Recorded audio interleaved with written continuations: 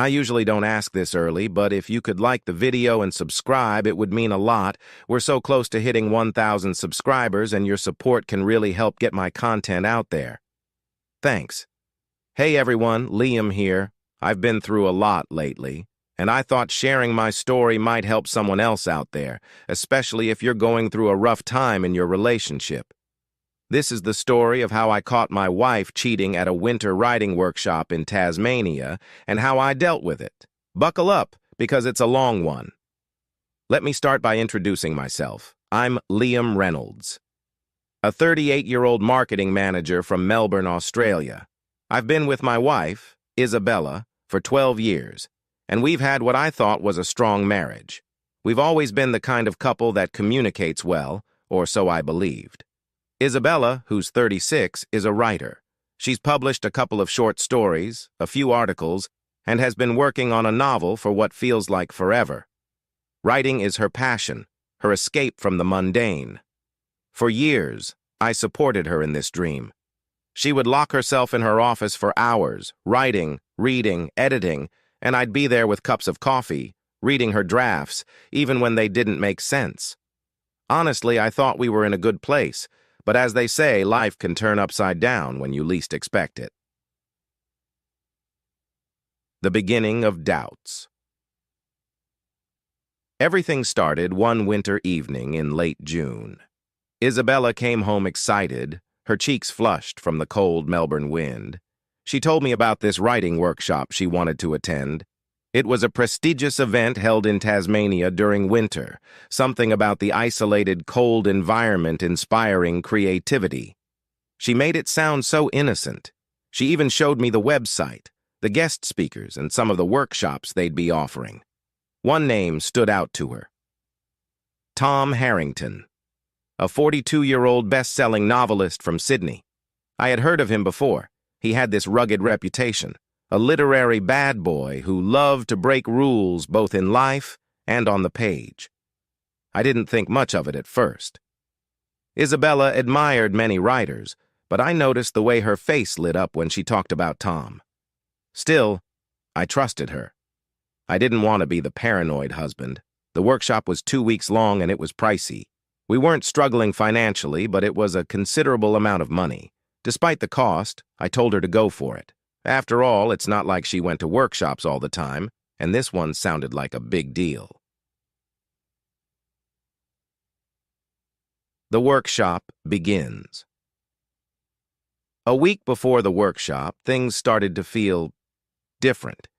It wasn't something obvious, but I noticed that Isabella was more distant, more distracted. She wasn't as affectionate, and our conversations felt forced. When I brought it up, she shrugged it off, saying it was just stress about the upcoming workshop and her novel. That seemed reasonable, so I didn't press further. The day she left for Tasmania, I drove her to the airport. She kissed me goodbye, telling me she'd miss me, but something felt off. Call it intuition, call it gut instinct, but that's when the first real pang of doubt hit me. As I drove back home, I couldn't shake the feeling that something wasn't right. But I didn't want to be that insecure, controlling husband. So I buried it. For now. The first week. The first few days of the workshop seemed normal. Isabella sent me texts about the writing exercises they were doing, the cold but beautiful Tasmanian landscape, and how the group was bonding over late-night discussions about literature by the fire. She also mentioned Tom a lot. At first, it was in passing. Tom said this amazing thing today, or Tom's giving me feedback on my draft. I figured she was just impressed by his talent. He was, after all, the keynote speaker at the workshop. But by the middle of the first week, her texts became shorter and our calls less frequent. When I did manage to get her on the phone, she was distracted, her voice distant. I started to worry, but again, I pushed it aside. I didn't want to jump to conclusions. Maybe she was just deeply engrossed in her writing, or the workshop schedule was more demanding than she'd expected. Still, something about the way she mentioned Tom and how her enthusiasm for the workshop seemed to revolve more around him than the actual writing made me uneasy. By the end of the first week, things took a turn. She stopped texting me goodnight like she usually did. And when I called, she'd either not answer or give me some vague excuse about being tired or in the middle of something with the group. I could sense she was lying. The disconnect between us felt like it had widened into a chasm. That's when my gut instinct really kicked in. I couldn't shake the feeling that something more was going on. I talked to my best mate, Josh, about it, and he told me straight up, "Mate, if you think something's wrong, Azrania, we need to find out." I didn't want to believe it. I didn't want to be the guy who suspects his wife of cheating without proof. But the doubts were eating me alive, and I knew I couldn't just ignore it. So I did something I never thought I'd do. I hired a private investigator. The private investigator. I got in touch with Ben, a P I recommended to me by a friend of a friend. Ben was the real deal, former cop, sharp as a tack, and discreet. He told me he'd fly out to Tasmania and keep tabs on Isabella for a few days, just to see if anything suspicious was going on. Those were some of the longest days of my life. Every time my phone buzzed, I thought it was going to be Ben with some horrible news. My mind kept going to dark places, imagining all the worst-case scenarios. Then, 4 days later, I got the call. "Liam, mate, I'm going to send you something, but I've got to warn you, it's not good." My heart sank as I waited for the photos to come through. When they did, I felt like someone had punched me in the gut. There they were, Isabella and Tom, walking hand in hand through the workshop grounds, sneaking off to a secluded cabin late at night. The look on her face was one I hadn't seen in years: excitement, passion, joy. And it wasn't for me. Confronting the truth. I stared at the photos for hours, disbelief turning to rage, then sadness, then something else entirely. How could she do this to me? How could she betray everything we'd built together? But I wasn't ready to confront her just yet. I needed to plan this out. I wasn't going to let my emotions get the better of me. Ben kept me updated, sending more photos and details over the next few days. It was the same pattern.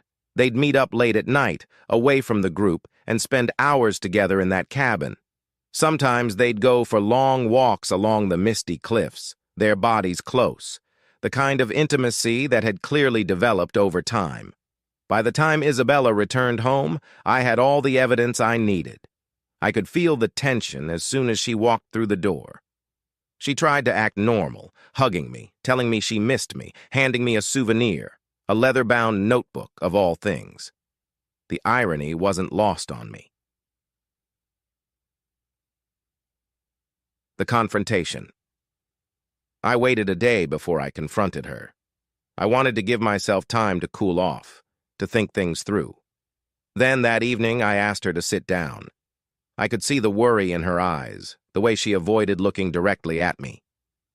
"Isabella," I began, "I know about Tom." Her face went pale, and for a moment I saw genuine fear in her eyes.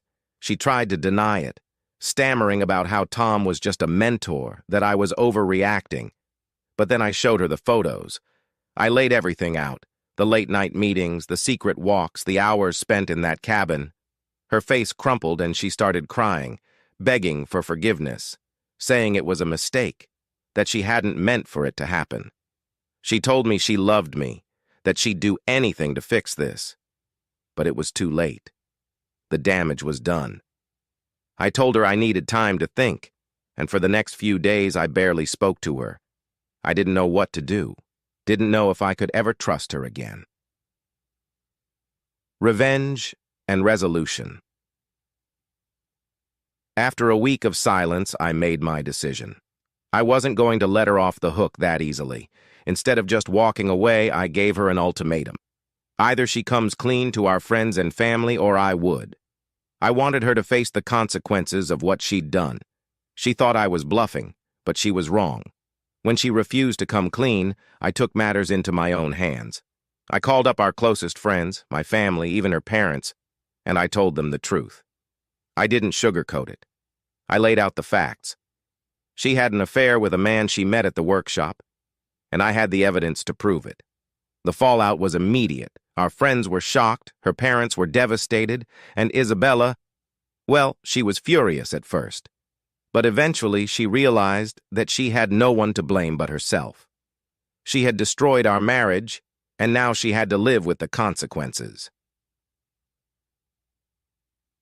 The aftermath. In the months that followed, we separated. Isabella moved out, and I filed for divorce. It wasn't easy. In fact, it was one of the hardest things I've ever had to do.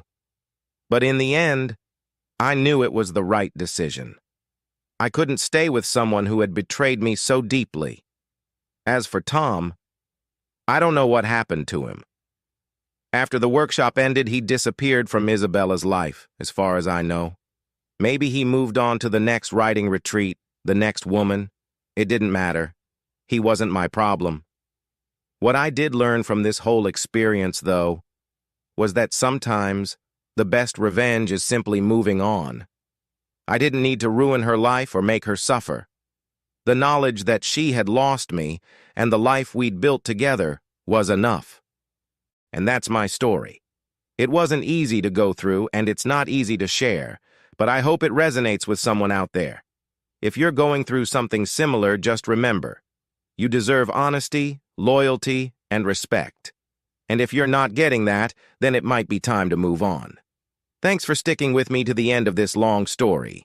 What would you have done in my shoes? How would you have handled the betrayal? Let me know in the comments below. And if you enjoyed the story, don't forget to like, share, and subscribe. Stay strong, and until next time.